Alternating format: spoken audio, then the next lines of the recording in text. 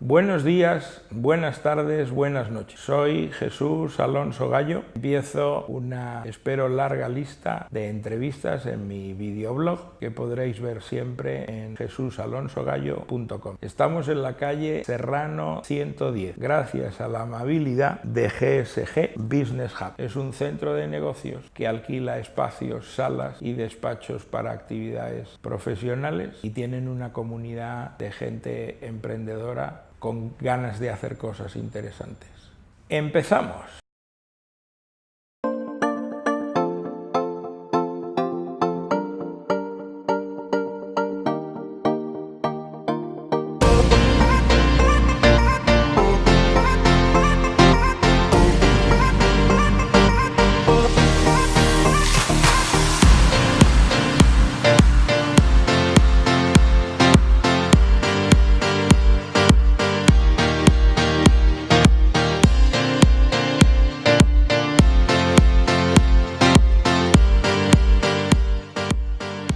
Buenos días, buenas tardes, buenas noches.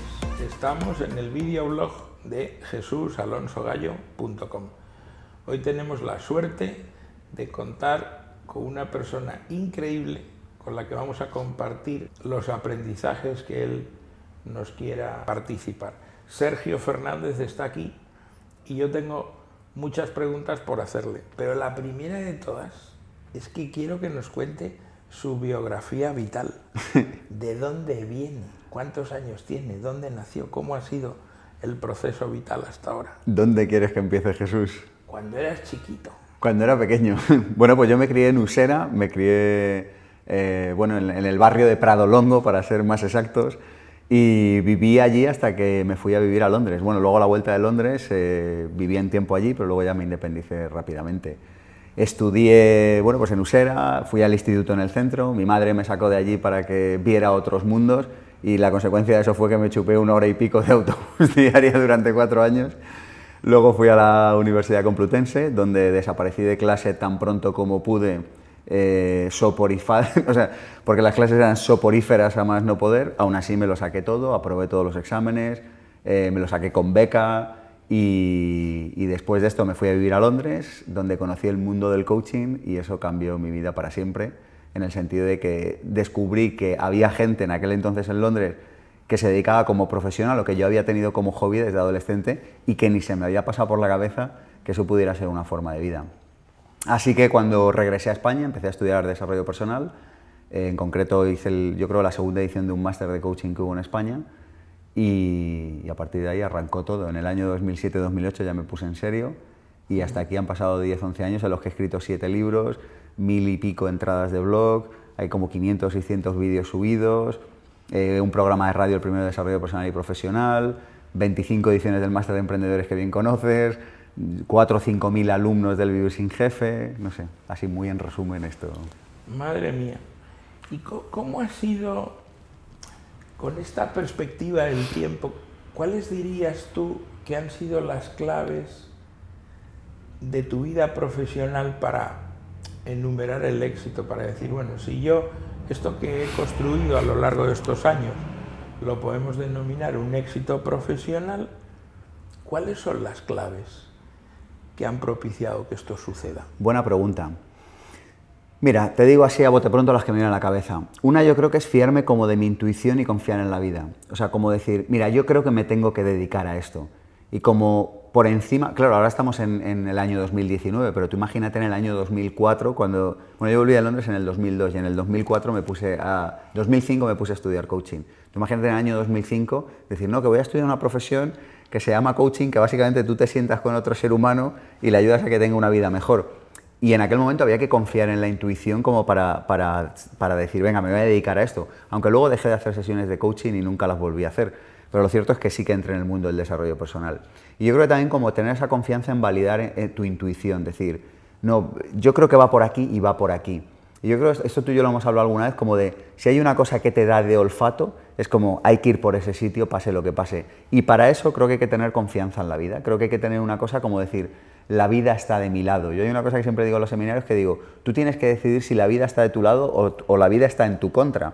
Y esa decisión va a organizar todo el resto de tus días en el planeta Tierra. Y yo creo que sí que tengo como de manera innata, esto no, y me lo he tenido que trabajar mucho, pero como de manera innata la sensación de que la vida siempre juega a mi favor. Como la sensación de que pase lo que pase, hay algo mejor que está por venir.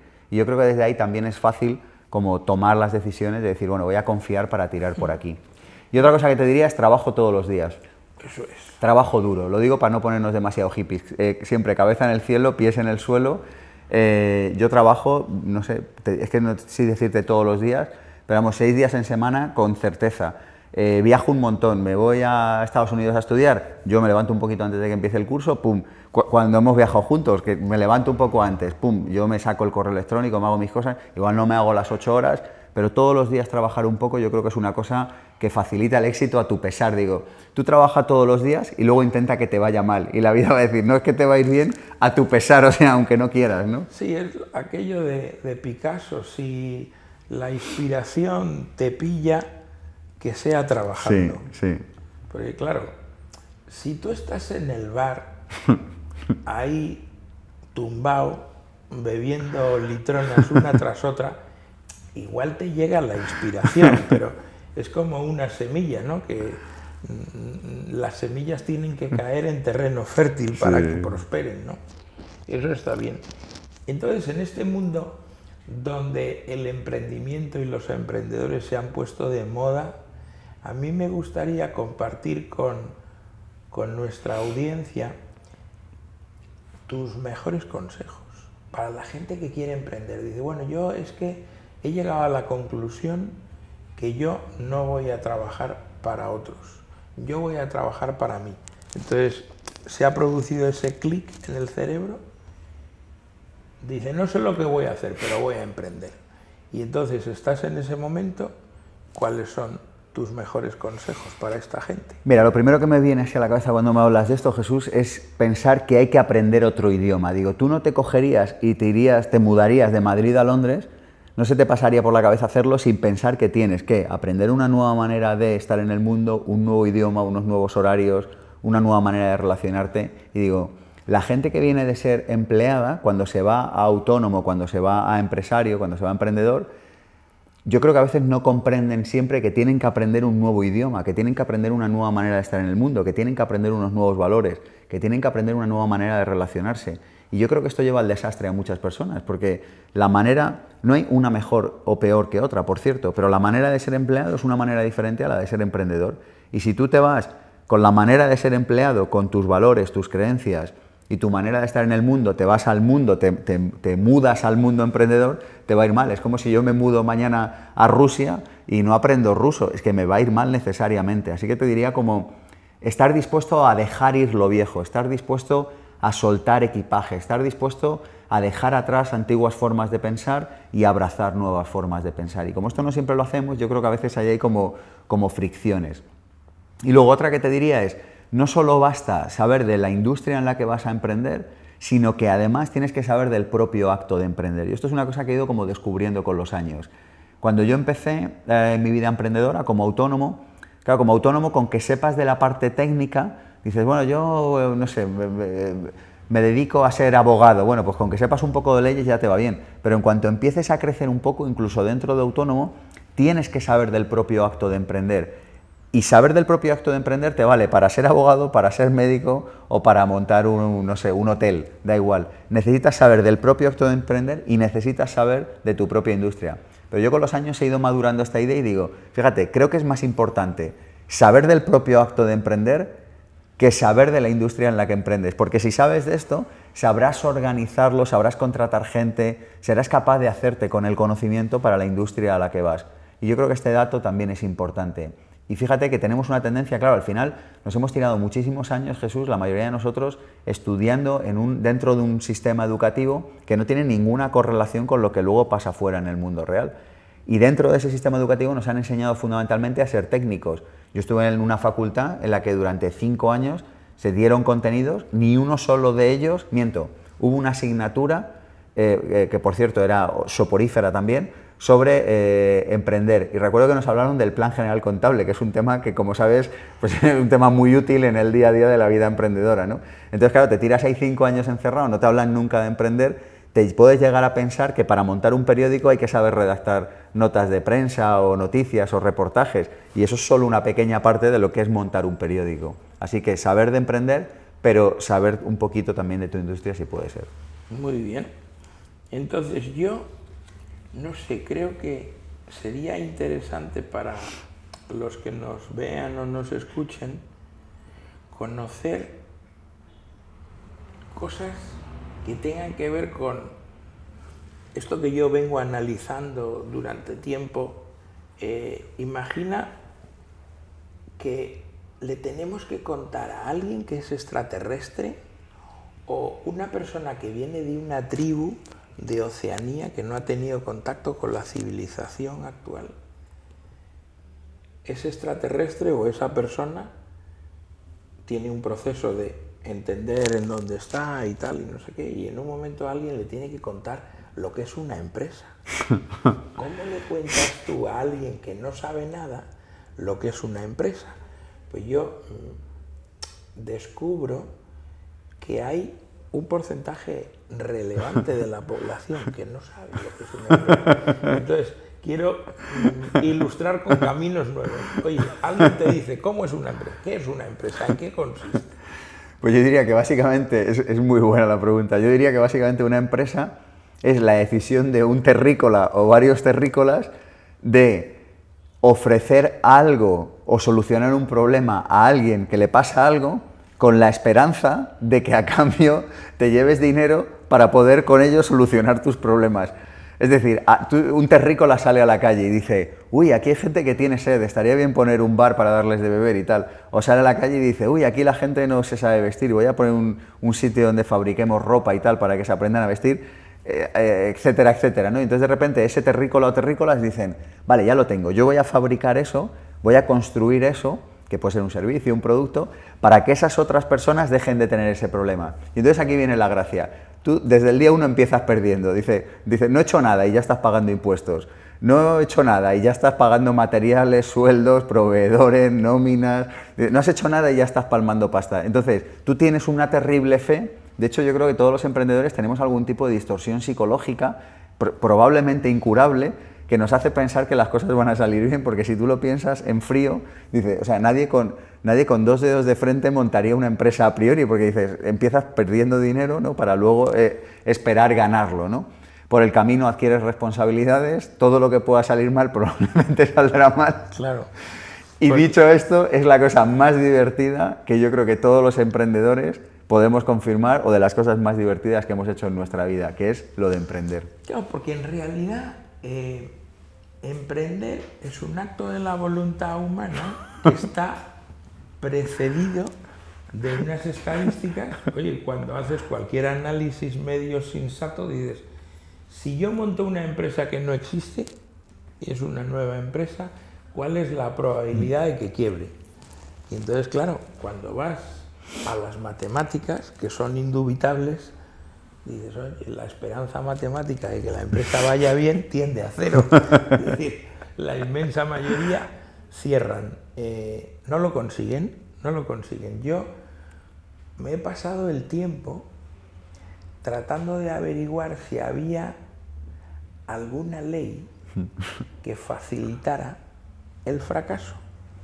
Es decir, algo que de manera organizada estuviera ahí agazapado, una formulación del mal para coayudar a la quiebra sistemática de la inmensa mayoría de los que emprenden. Pero sí existe, Jesús, la ignorancia, que es la raíz de todos los males que nos acechan a los seres humanos. Tú fíjate que la mayoría de los terrícolas no tienen ni, tú lo has dicho, no tienen ni idea. Yo no tenía ni idea. O sea, si a mí me llegan a decir hace 20 años, no, mira, esto es una empresa, esto es tal, yo me hubiera quedado fascinado porque no lo sabía.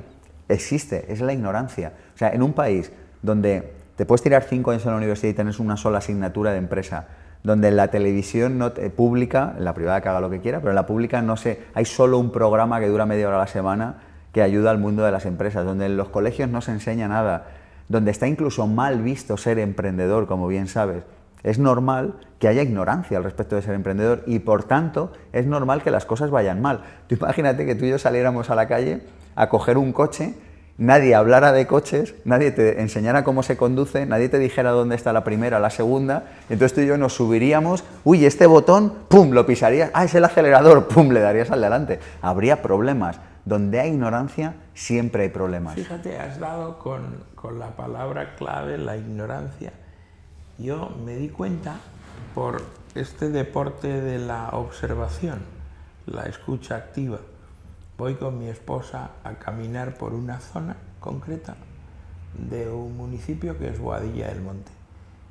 Y a base de hacer kilómetros, con esto de los 10.000 pasos diarios, digo, anda, aquí hay una cosa que sucede y es que abren un montón de negocios, se vende, se traspasa locales comerciales para poner ahí un nuevo emprendimiento y entonces hay mucha rotación. Mucha rotación. Y yo digo, joder, pues otro que va a abrir una cosa. Entonces, constato con estos paseos de escucha activa que en un lugar donde hay una población pequeña, que de lunes a viernes no hay clientes, se capitaliza todo el negocio más bien viernes a la tarde, sábados y domingos, pues a lo mejor si en esa zona que tiene una dimensión finita hay 17 peluquerías, acuden otros emprendedores o emprendedoras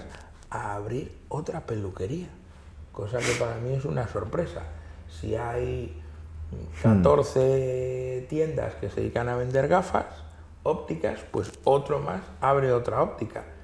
Sin embargo, algunos negocios no aterrizan en la zona, pero otros se repiten constantemente. Y lo que veo en esos paseos es que igual que abren, cierran. Abren, cierran, abren, cierran. Y yo me preguntaba, ¿qué sucede aquí? Nadie se estudia nada previamente. Efectivamente, investigado el tema, todo está basado en la ignorancia. Gente que abre un bar porque una pareja, un matrimonio, mi mujer hace muy bien las tortillas de patatas, yo soy muy salado, abrimos un bar. Hombre, pues los activos de eso no es que sean muy buenos. Si el alquiler es una locura, yo les pregunto, porque me meto en los negocios a preguntarles, oye, ¿tú sabes? Has abierto una zapatería aquí en esta zona. ¿Sabes cuántos zapatos tendrías que vender cada mes para empatar? Porque el alquiler son 3.000 euros, los costes fijos, los costes de poner eso en marcha. Con este margen, vender zapatos, si te deja un margen del 30%, ¿cuánto tienes que vender solo para pagar al propietario del espacio? Entonces, el resultado de todo eso ha sido descubrir que las inmobiliarias están alineados los modelos de negocio. A veces un modelo de negocio es más lucrativo cuanto más daño provoca a otros, porque está desalineado. Es decir, el emprendedor lo que quiere es abrir un negocio que sea rentable y que sea sostenible, y la inmobiliaria lo que quiere es firmar el contrato con el más tonto del pueblo para que cierre cuanto antes mejor y la propiedad del local le vuelva a entregar el activo para volverlo a sacar al mercado del alquiler.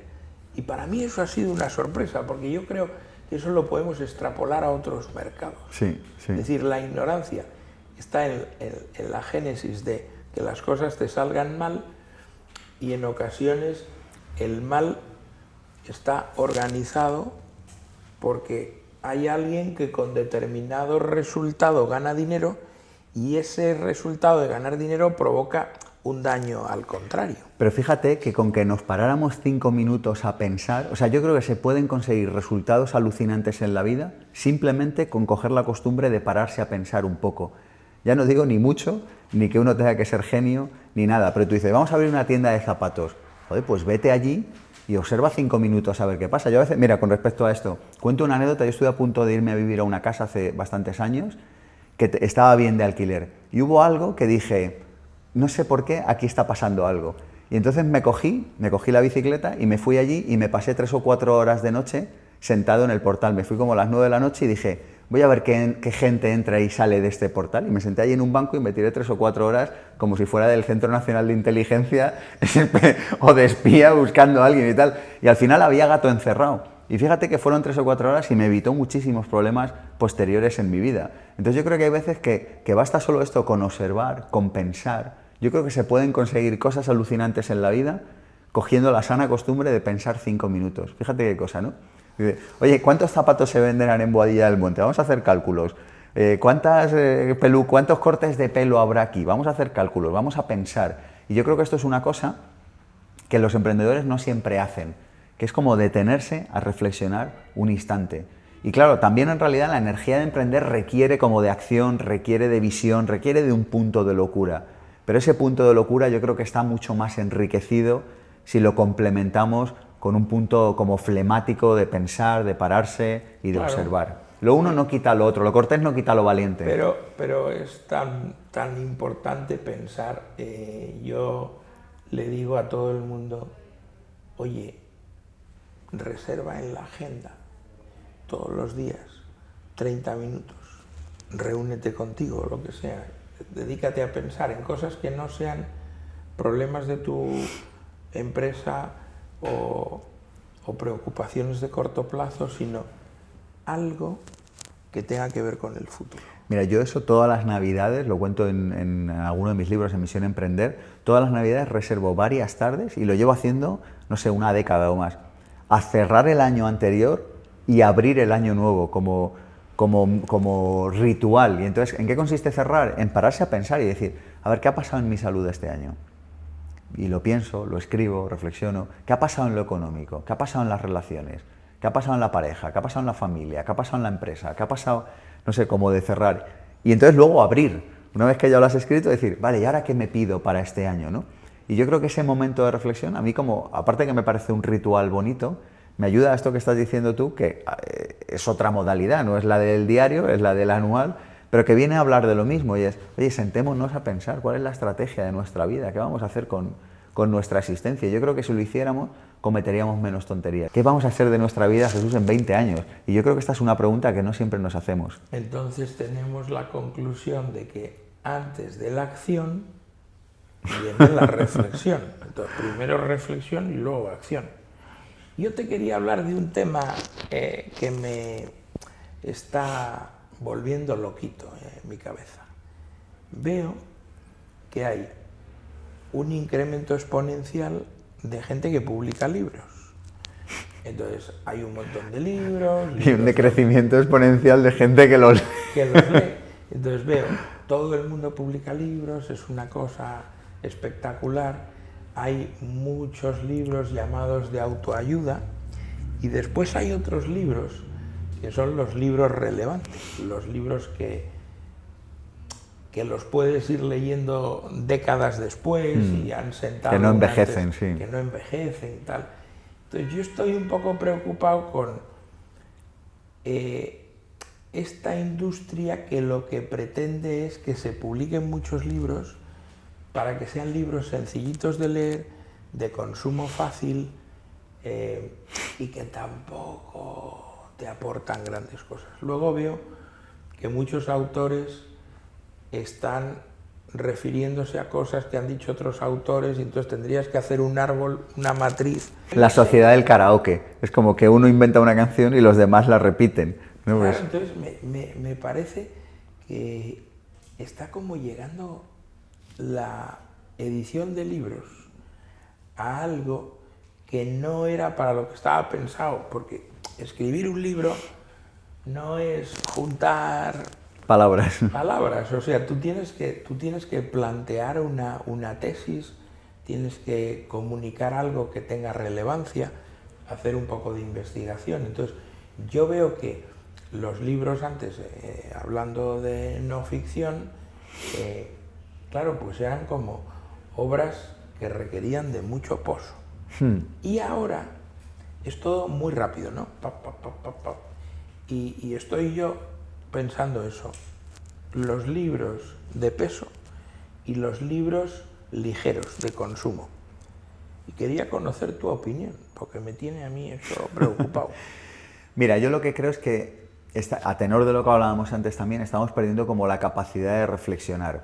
Tú fíjate que antes una persona para publicar un ensayo probablemente se tiraba años estudiando, reflexionando, luego probablemente meses o años escribiendo y finalmente acababa sacando un libro. Y ahora vivimos en una sociedad en la que alguien se levanta por la mañana así, saca una legaña, se quita la legaña y dice, se me acaba de ocurrir una frase, persigue tus sueños y los conseguirás. Entonces lo publica en Instagram con una fotografía y tal, y cuando tiene 20 publicaciones en Instagram, de repente ya dice, uy, esto es un libro, y lo junta. Entonces, lo que trato de decir es que estamos yendo hacia una sociedad como igual que está el fast food, como comida rápida que está destruyendo nuestros organismos, estamos hacia el fast think, que es como pensamiento rápido, sin ningún tipo de matiz, que solo es capaz de ver uno de los dos lados que tiene cualquier aspecto en la vida, y eso yo creo que nos está deteriorando nuestra capacidad de pensar. Por otro lado, yo puedo decir que a mí los libros me han salvado la vida. Es decir, yo no sería la persona que soy sin los libros, así que yo tengo como una profunda reverencia, digamos, hacia el mundo editorial. Pero es verdad que yo creo que ha perdido el norte. Porque, como decía, me parece que era Baudrillard, decía, cuando todo es sexo, ¿qué es el sexo? Y cuando todo se publica y se edita, ¿qué es un libro? Es decir, al final no todo es editable. Mira, yo cuando tenía el programa de Radio Pensamiento Positivo, todas las mañanas me llegaba al despacho un mensajero con un libro, con 7 libros, con 22 libros de las editoriales para que los entrevistara. Esto estoy hablando hace 8 o 10 años. Y sistemáticamente el 99,9% periódico de ellos eran desechados porque no tenían materia, porque no tenían chicha, porque no había peso dentro de ello. Y yo creo, fíjate que hay un nicho de mercado ahí para la editorial que sea valiente y sea capaz de decir, yo no sé cuántos libros voy a publicar este año, ¿publicaré 2 o publicaré 52? Pero lo que sé es que lo que publicaré lo haré bien. Y yo creo que eso al final el público lo acaba entendiendo. Yo como escritor digo, mira, yo me gustaría hacer un libro al año, pero no soy capaz de hacer un libro al año, porque un libro merece respeto, merece veneración, merece una lectura tras otra lectura. Yo las últimas navidades me las he pasado solamente releyendo mi último libro, Libertad Final. Estaba ya escrito, solamente releyéndolo. Y yo creo que se ha perdido como esa veneración por los libros. Sí, pues me gusta esa idea porque en realidad menos es más. Una editorial que tuviera un plan de publicaciones muy estricto. Que incluso se pudiera quedar vacío. O sea, ¿qué libros ha publicado usted este año? 1. ¿Por qué? Pues porque no hemos visto más chicha este año. Fíjate que yo estoy pensando en una editorial que tuviera una temática, que tuviera un público objetivo y que la solvencia intelectual de su plan de publicaciones le diera la garantía de un universo de compradores que están ahí apuntados. Yo compraría en esa editorial. Tú imagínate. A mí me mandas todo lo que publiques, porque como dices que vas a hacer una cosa muy segmentada y tal, de temas que son de mi interés, pues entonces yo me suscribo aquí. Entonces, todo lo que publiques me lo envías. Pues eso tendría sentido. Sí. Interesante. Entonces, y dicho esto, se siguen publicando libros buenos. Muy buenos. Siempre acabaremos encontrando libros que nos pondrán el cerebro a estallar. A mí me gusta la expresión derretir el cerebro. Yo hace poco he leído uno que me ha derretido el cerebro. ¿Cuál es el que te ha derretido el cerebro? El último que he leído que me ha derretido el cerebro, Organizaciones Exponenciales. Eso es. Ese, me ha fascinado, porque me ha abierto los ojos a una realidad que está ahí, que ya intuía, y era que los crecimientos de las organizaciones serán exponenciales o probablemente no serán. Y creo que es un tema sobre el que merece la pena reflexionar, para verle la cara y para verle la cruz, para verle la cara de qué belleza que hay organizaciones que puedan crecer a esa velocidad, y para verle la cruz de decir, oye, en el cuerpo cuando algo crece a una velocidad exponencial y arrasa con todo, tiene un nombre y se llama cáncer. Es decir, que también hay, como en todo, hay una cara y hay una cruz, ¿no? Pero sea como sea, a mí me ha parecido un libro que me ha dado que pensar y que probablemente relea dentro de poco. Probablemente este verano le vuelva a dar una relectura. Una relectura, muy bien. Yo quería ser políticamente incorrecto y plantear una cosa.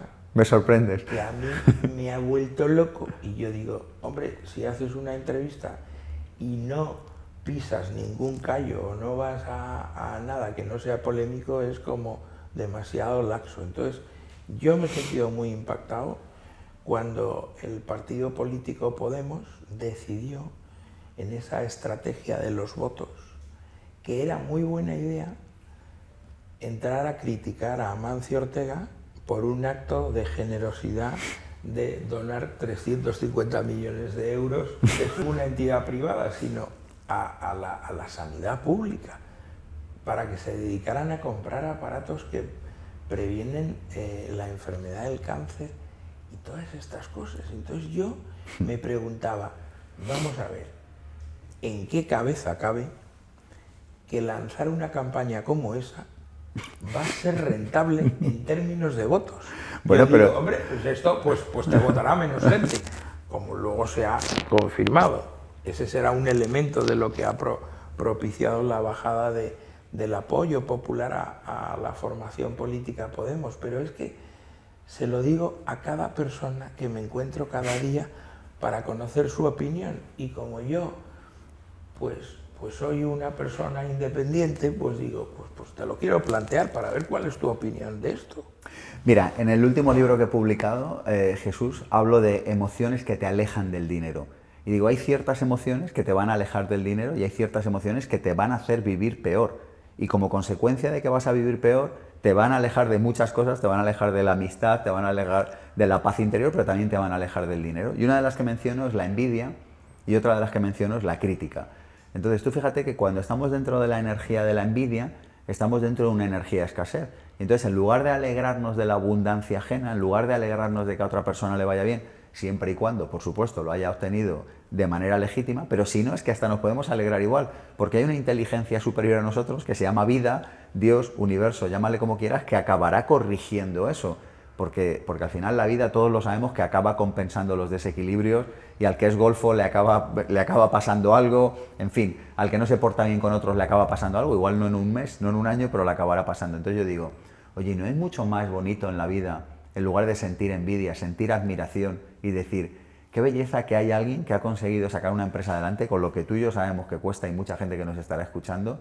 Qué belleza que en lugar de gastarse ese dinero en lo que le dé la gana gastárselo, decide de donarlo a otros. Y qué belleza que además es el dinero que queda después de haber pagado una tonelada de impuestos que se pagan en este país, que es una cosa indecente.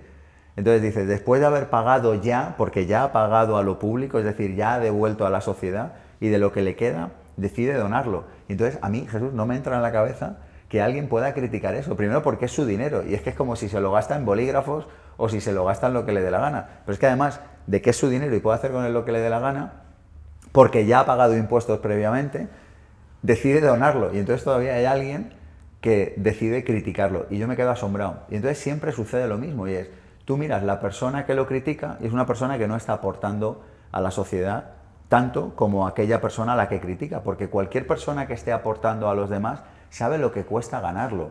Sabemos lo que cuesta ganar el dinero. Sabemos lo que cuesta pagar impuestos. Y de lo que te queda, si todavía vas y donas, yo lo único que puedo hacer es quitarme el sombrero. O sea, pero ojo, como si no lo donara, es que me quitaría el sombrero igual. Pero entonces yo digo, ¿qué mentalidad tiene una persona que está criticando a otro que regala a la sociedad? Y digo, tiene una mentalidad de escasez.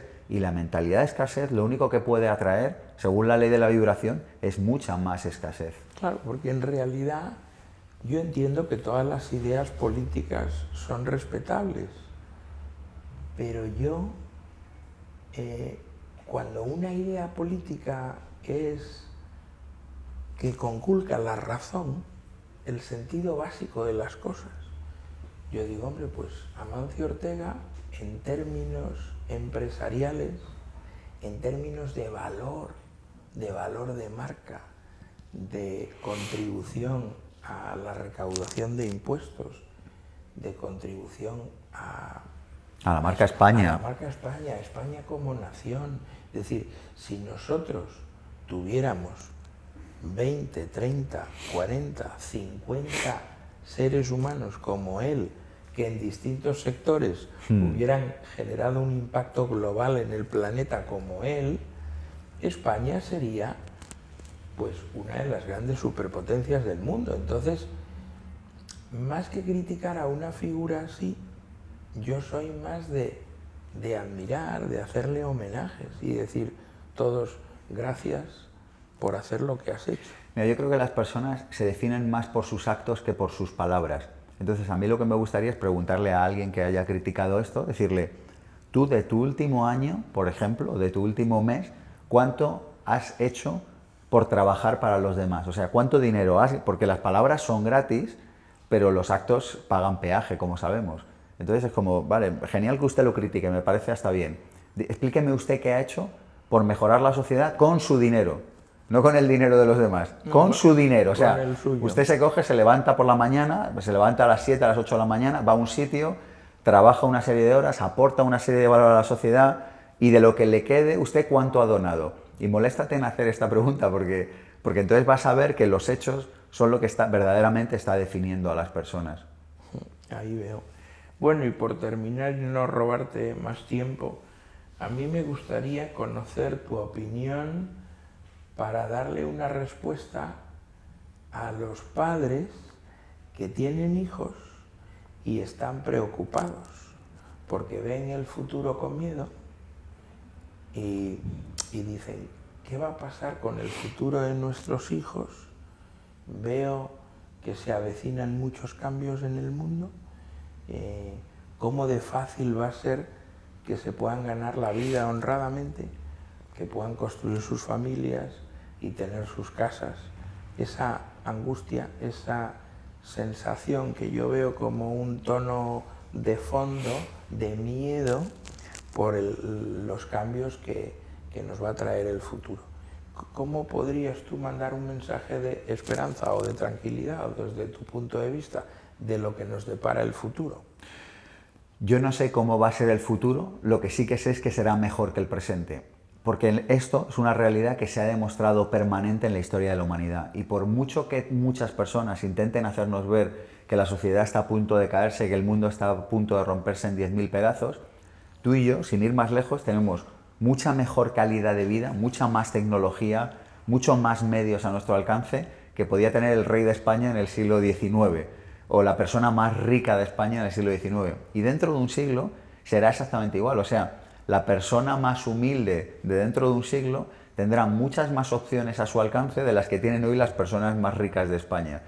El número de violencia, de muertes, de violencia, atracos, de no sé qué, está bajando en el planeta Tierra. Hay un libro que se llama El mundo va mucho mejor de lo que piensas, que está escrito por un francés. Es un libro muy fácil de leer, son capítulos de una página, y este señor lo que ha hecho ha sido coger diferentes puntos que valoran el desarrollo de una sociedad, la reforestación, el número de especies en peligro de extinción, el número de atracos, el número de homicidios, el número de personas que sufren desnutrición, y cojas el indicador que cojas, el mundo va a mejor.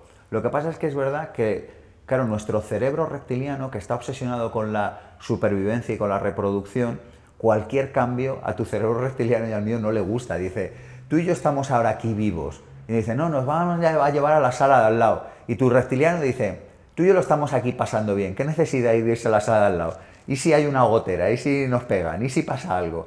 Entonces el reptiliano no le gustan los cambios y necesitamos entender esto, porque necesitamos entender que tu cerebro tiene miedo de cualquier cosa que cambie. Y por otro lado vivimos en un momento de aceleración acelerada, vivimos en el momento de la historia de la humanidad en el que probablemente más cambios se hayan sucedido en un periodo de tiempo más corto.